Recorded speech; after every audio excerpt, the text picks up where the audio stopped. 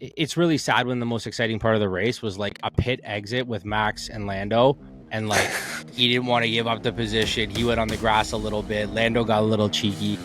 I love to shit all over Max, but honestly, the guy did nothing wrong.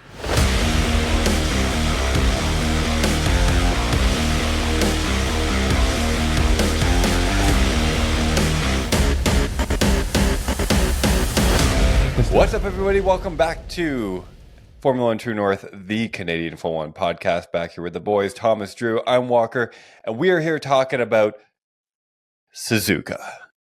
I was really looking forward to this race. Love the track traditionally, and was it boring or is it like just me?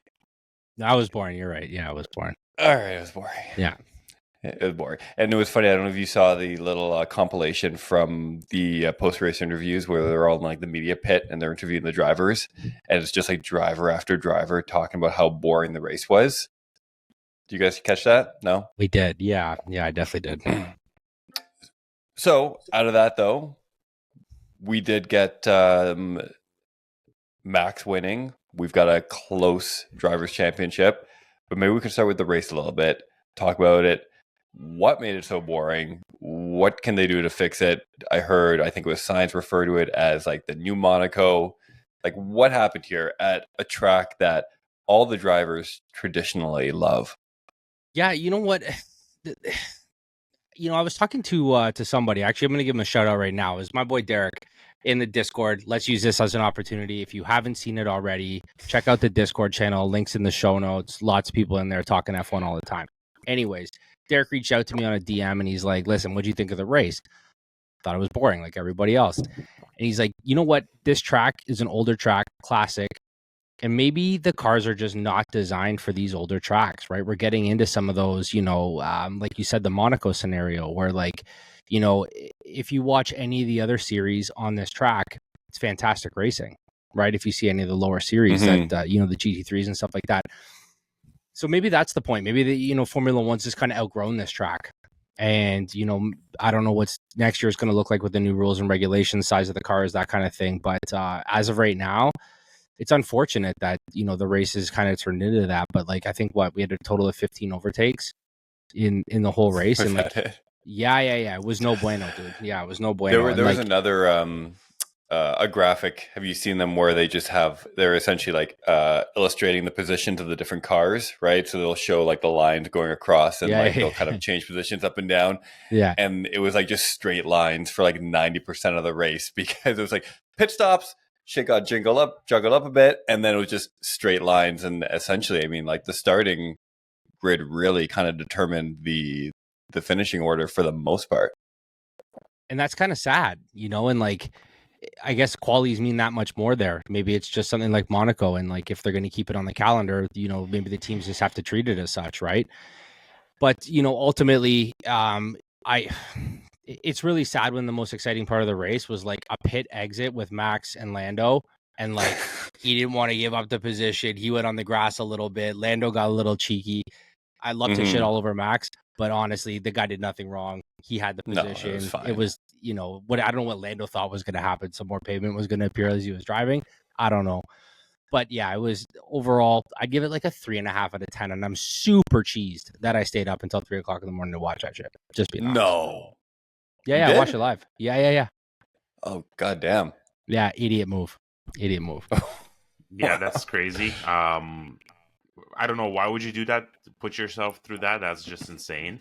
To add, to your point, if let's say even 70 or 80% of the races were like this race, I don't know if I watch F1 because this, like, as everyone said, it was boring. It wasn't really entertaining, and it just felt plain and undervalued.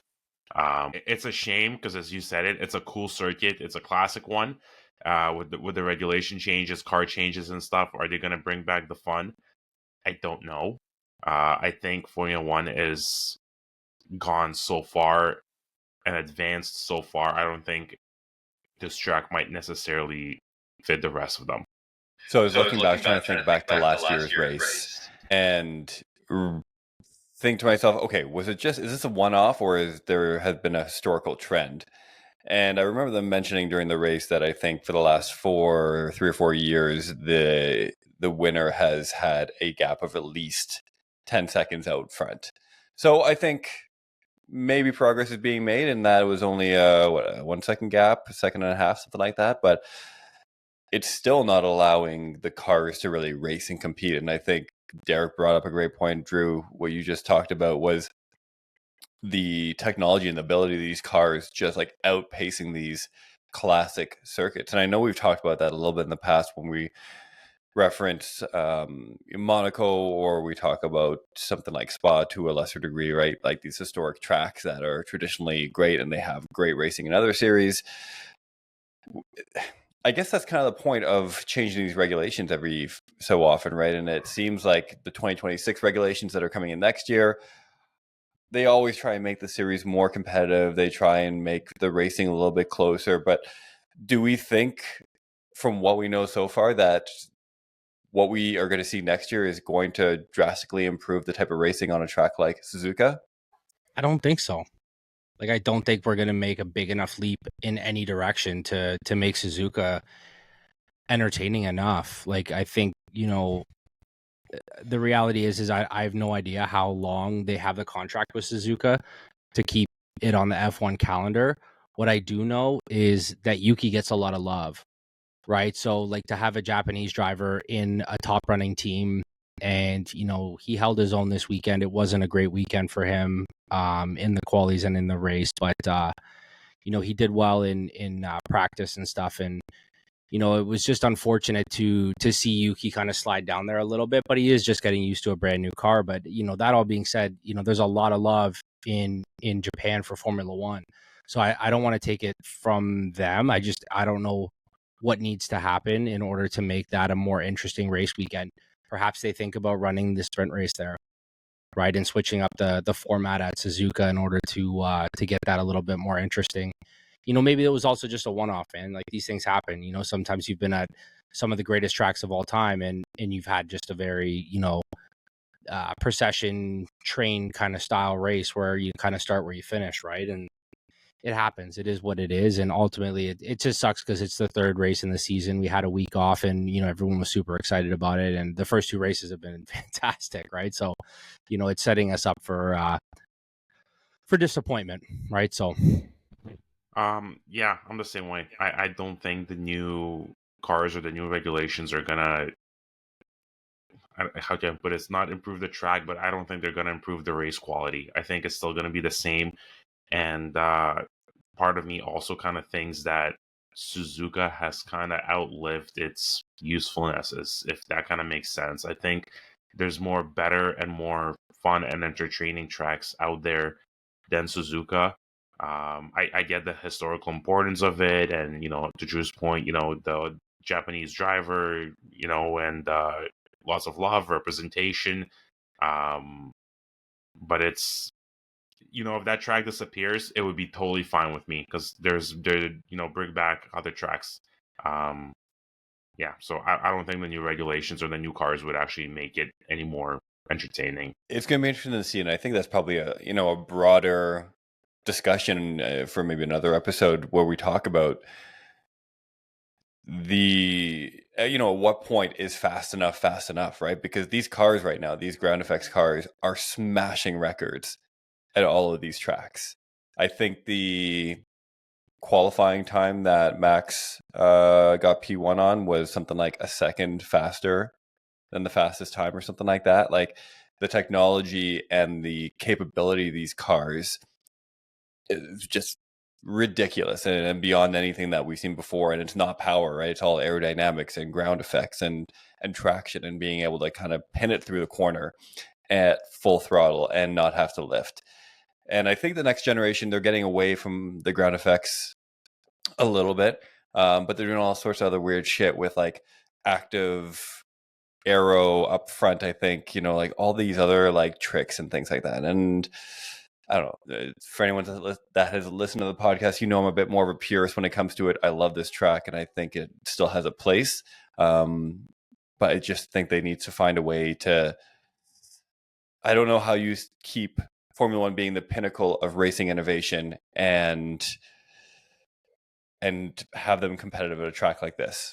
I'm not sure. Smaller, sure, less ground effects maybe, but I'm not smart enough to figure that out. But hopefully someone else out there is, and I'm sure they're working on it. Let's talk about the race a little bit itself. Obviously, Max won, just like killed it on that final qualifying lap, and that pretty much won him the race based on how things went. McLaren following up with 2 and 3. There's been a little bit of talk about how they handled the race, their strategy.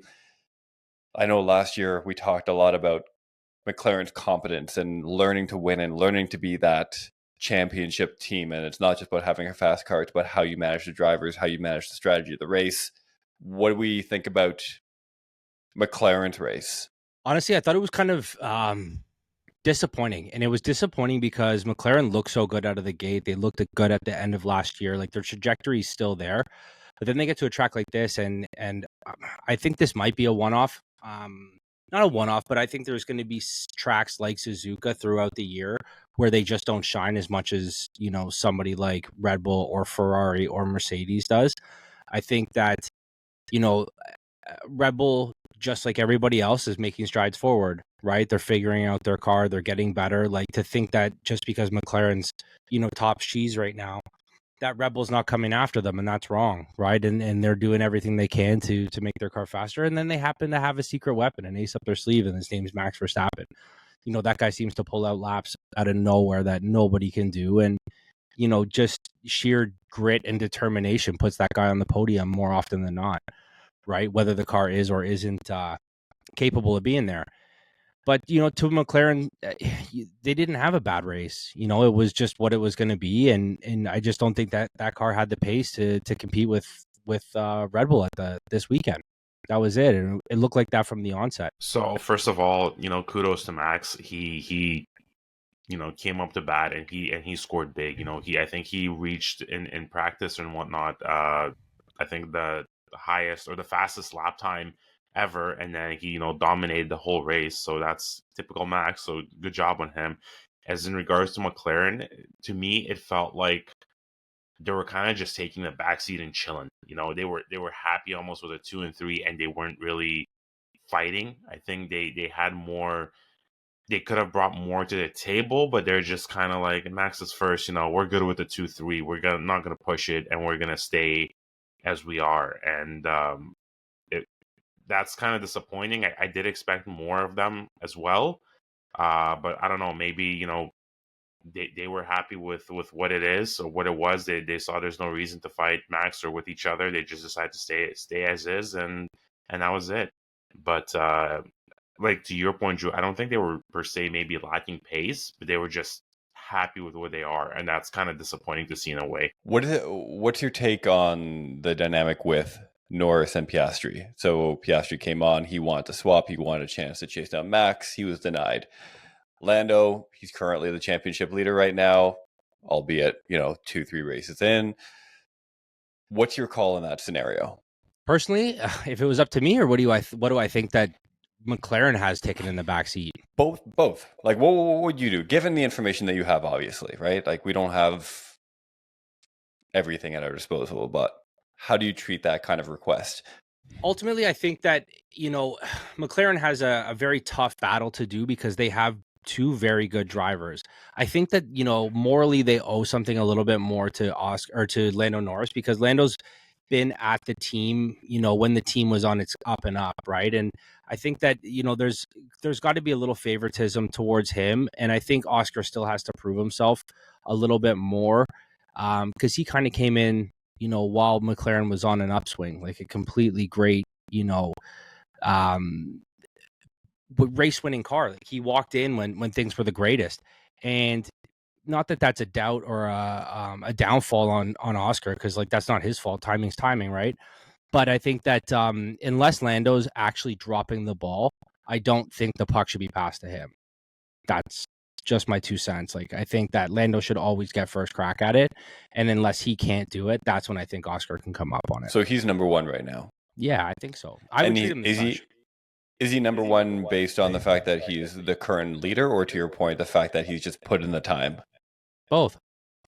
both. Yeah. And I think Lando buckles under pressure a little bit more than Oscar has over the course of their career. Like if you look at dropping the ball in the 11th hour, I think that Oscar has done it less times than Lando has, but I think that might just be sheer numbers, right? He's Lando's had fewer more opportunities races. too as well. Yeah. Correct.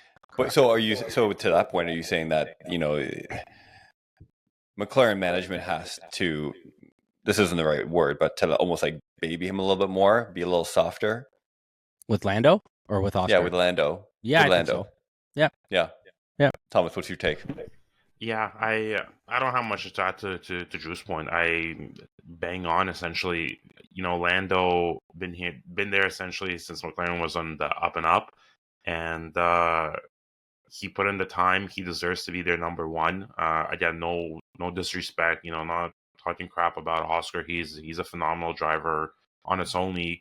But McLaren should continue to support Lando. A little bit more, like to Drew's point, a little bit more favoritism towards Lando than Oscar, just the way things are right now and the way he put in his time and energy and effort. And again, nothing against Oscar, just the way things turned out to be. I kind of draw parallels between these two. Not exactly, but it kind of feels like a little bit of like a Danny Rick, Max Verstappen moment for me at McLaren, right? You have someone like Lando. Everyone loves Lando, likable guy, friendly, gets along with people. And then you have this driver come into the paddock, into the team, who's just like a little bit more of a stone cold killer.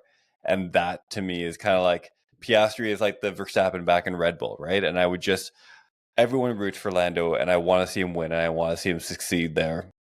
And I hope he can I hope he has the people around him and can kind of insulate himself enough so that he can kind of like attack that position and not let the pressure get to him, because I think he's said many times, pressure gets to him, what other people say about him gets to him, right? So I think I hope he's able to kind of really zone in and block all that out and really succeed, because they're not going to keep him up front forever, right? If he continues to not perform and Piastri's come there and he's got like a little bit more aggression and maybe he has a little bit more bite, like he's going to get that opportunity. So I don't think we're there yet, but I really hope that Lando has space to kind of succeed in this hierarchy. Speaking of success, let's talk about Lawson. We didn't have a chance to record last week, so we didn't recap the whole Lawson Tsunoda shit show that happened at Red Bull. I don't really know who did better. I'm not really sure. Getting tied into that car, he was gelling with that car, and things were looking promising. And I can't say that Lawson ever did that. And I know it was only a couple races. I know it was only a couple practices, whatever. But I think Yuki jumped in and did a better job out of the gate than Lawson did. He didn't bin it. He didn't crash. He didn't, there was nothing wrong. He hadn't dialed it in yet. And I think that that's going to take a little bit of time. And, he was rushed into that car. He didn't have preseason testing. He didn't have all of this stuff. Like, he was put in that car last week. So to me, I think if I had to pick a winner, I would pick Yuki over Lawson. Yeah. Yuki for sure, and this kind of pains me a little bit to say, because I love Lawson as a driver. I had big hopes for him, but Yuki just seems more natural, more at home with that car than Lawson does. And again, not talking smack about Lawson, only a couple races under his belt, really difficult car to drive and learn, and then essentially being demoted more or less back to Racing Bulls, so that already messes up with your confidence. I don't know personally if he's even going to recover from that, because that would mess with someone's confidence majorly. Yuki, on the other hand, as we all discussed previously, I think we're going to continue seeing better and better things from him. The more practice he's going to get with the car, I think he's going to improve, and he's going to start competing for like the, maybe not like podiums, but like 5th, 6th, 4th place. I could really see that in the future. And with Lawson, I really hope the best for him as well. I would love to see him back in the Red Bull, but I don't think at this point in time it's a realistic possibility, unfortunately. It'll be interesting to see what happens because, Drew, you mentioned obviously Yuki saw better success in practice and those early qualifying rounds. And one of the messages that he kind of sent over to his engineer was that he wasn't really pushing yet, right? And it seems like a lot of the success and a lot of those decent times came where he wasn't going to the maximum. And then maybe qualifying in the race, you kind of push it to like that razor edge. And that's where he seemed to fall apart. And that seems to be, a bit of the characteristic of that car, right? Where you're really trying to drive it at the edge, it becomes extremely difficult. And, to this point, there's only been one person who's been able to do it well. So listen, he had no preseason testing when he was in the simulator, maybe. So he's had no time with that car. We can't base our assessment on one weekend where, frankly, like no one made any moves on track. So this isn't, this wasn't necessarily a Yuki problem. Like he didn't qualify as well as he wanted to, I'm sure. But, during the race, like he performed no better or really no worse relative to anyone else on the track. Lawson is obviously back down to Racing Bulls. Regardless of how he performs, it's never going to feel good. I don't know. It's just handled really, really poorly. I know we're a week off on this news at this point, but it was handled really poorly. And hopefully, again, I feel like he's got the confidence to carry himself, and I think he'll probably be able to kind of work his way back up. And listen, Hadjar has been flying in that Racing Bulls car. He finished 8th. Like he's finished back to back, 7th and 8th in the top 10. Like he's gotten along really well with that car. So pace is there. And so hopefully Lawson can find some of that over the next few weeks. Yeah. Well, what I just wanted to, to add to Walker's point, the way everything was kind of handled at Red Bull, it seems like such a cluster. Like everything was done so poorly, and the driver switches, Lawson didn't get enough time, then Yuki got thrown in, and then money got involved. It just seems such a disorganized storm and just makes their whole team look bad. I'm pretty sure even Max was saying that he's unhappy the way things are turning out to be. Every time he's switching drivers, from Checo to Lawson to Yuki now, and who knows what else is going to be in the future. So again, what Red Bull is doing is it's a little bit of a crapshoot, with their team and their managing drivers, and back to my original point, it messes with drivers' confidence. Yeah, Yuki might have got a boost right now, but Lawson, like, just I can only imagine how he's feeling, right? And like, God forbid if that ever reverses again, where Yuki goes to the Racing Bulls, Lawson goes back to Red Bull. Like, what's that going to do for Yuki, right? So it's their whole dynamic is really weird and all over the place at this point, what they're doing. Makes you wonder about Christian Horner and how long he has there. Like that man is running through his 9 lives pretty quickly the last few years. I mean, thankfully for him, he's got Max and they've been winning. But without that, without that parachute, like he's got to be gone. Yeah, at least questionable. Yeah. At least a questionable move. So we have Bahrain coming up next week. Yeah, we do. Yeah, we do. What were we looking forward to about that one? So familiar track. Everyone did testing on it. They've already ran this year's cars on it.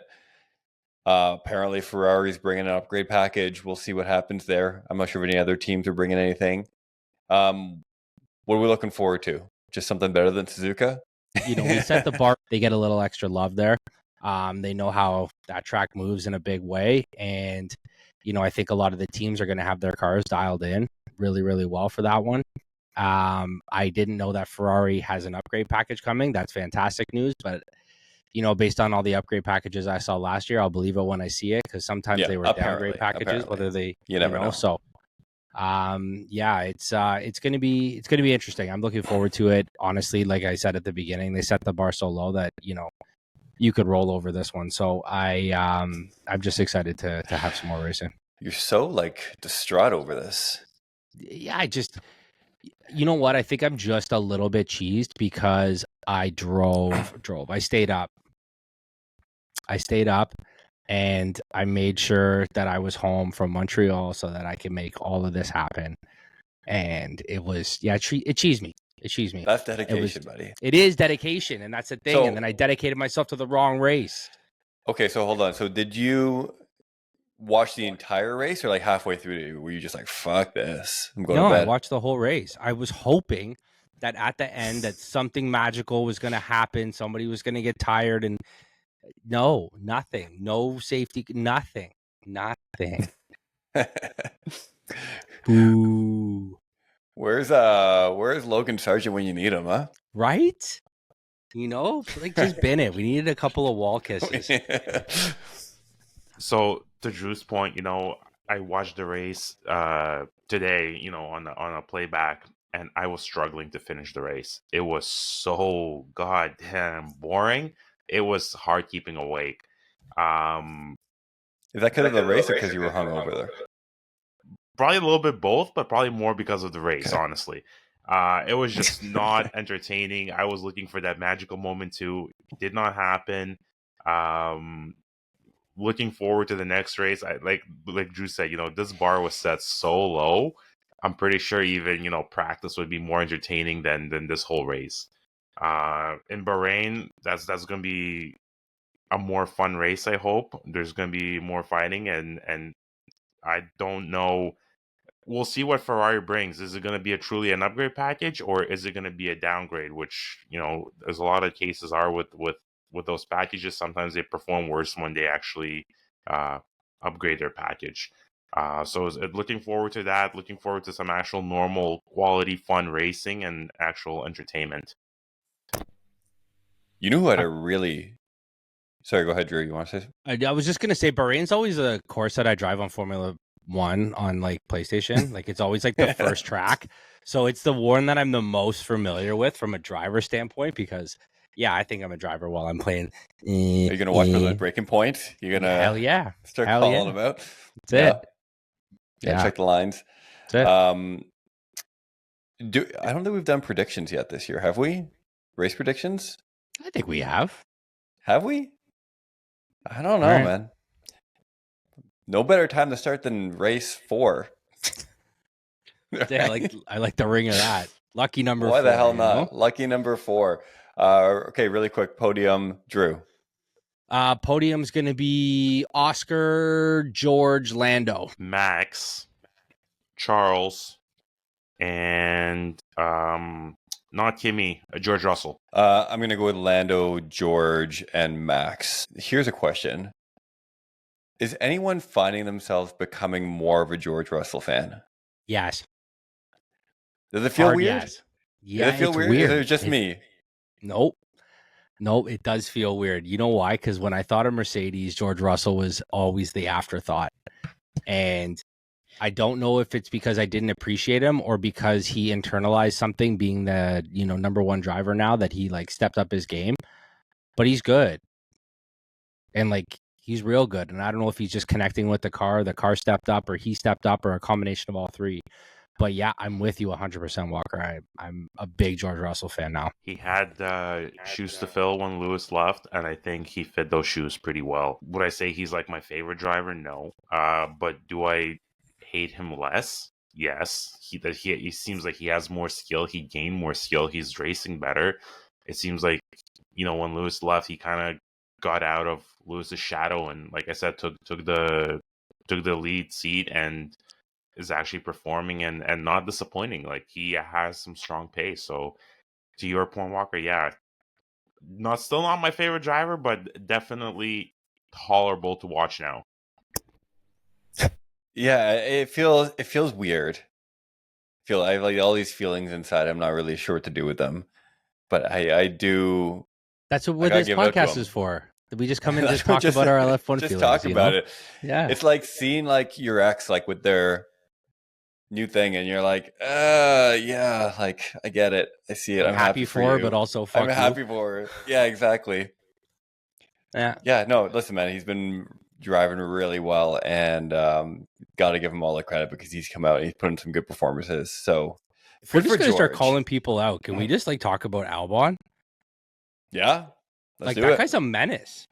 Like, did he just need a really good second seat? So that's, you know what I mean? That it just gave him that little nudge forward, because that guy's been killing it. Like fantastic driving out of that Williams. Yeah. There have been some surprises this year. Albon being one of them. I mentioned Hadjar already. I think he's been doing. I think all the rookies have been doing relatively well. Like no one's really being significantly outdriven. Doing like who? Doing, bro. Should we talk about that crash? I don't know.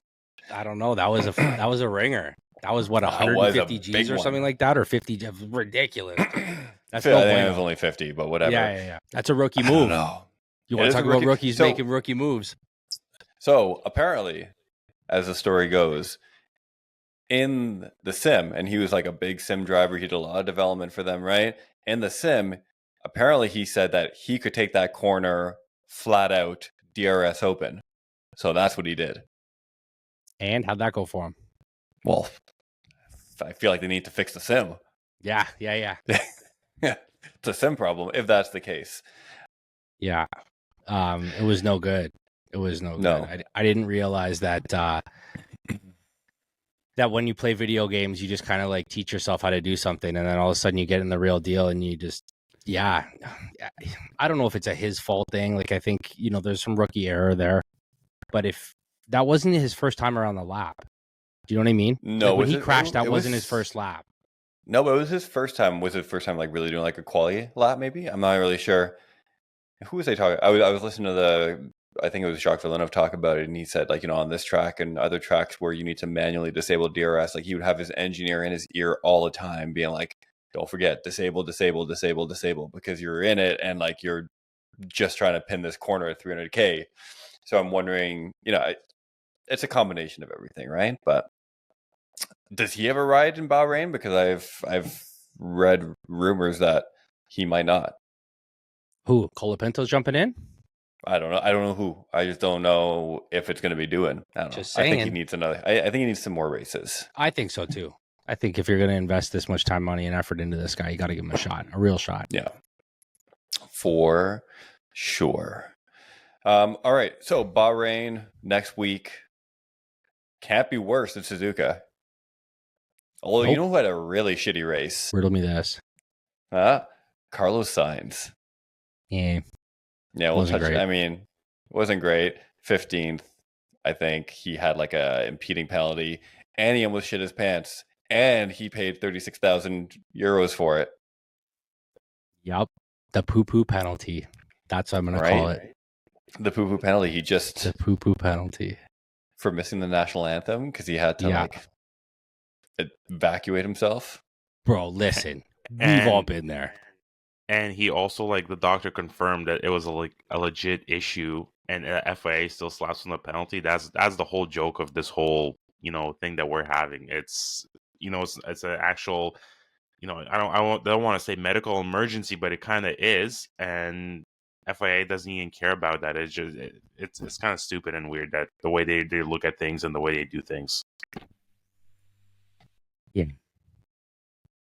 I guess the question is, what is an acceptable reason for missing the anthem?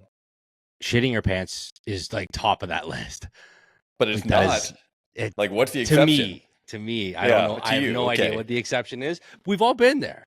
We've all had that one where like you think it's going to be gas and you let it get right to the end. You're like, oh, no, can't let this one fly. It's the worst. The worst. And like, imagine staying through the whole national anthem in a white jumpsuit, just trying not to shit yourself. He doesn't have the red anymore. Yeah. Who knows how many times he shit himself in the red, right? But in the white. You know what? Maybe he's got that spicy food going on, man. I don't know. All right. Well, we'll look forward to it. You going to stay up for this one, Drew? I'm going to be well in Costa Rica at this point. So you'll have nothing but time, is what you're saying. I don't know if I'll have signal. So, well, we'll figure that out. Before we do sign off, we do want to let all the listeners know about our buddy Ed. For those of you who have been listening for the last little while, he started the podcast with us, a year and a half ago, 2 years ago? How long have we been doing this? This is our third season, so yeah, it's been a while. Our third season. Yeah. So Ed has decided he is going to step away from the podcast.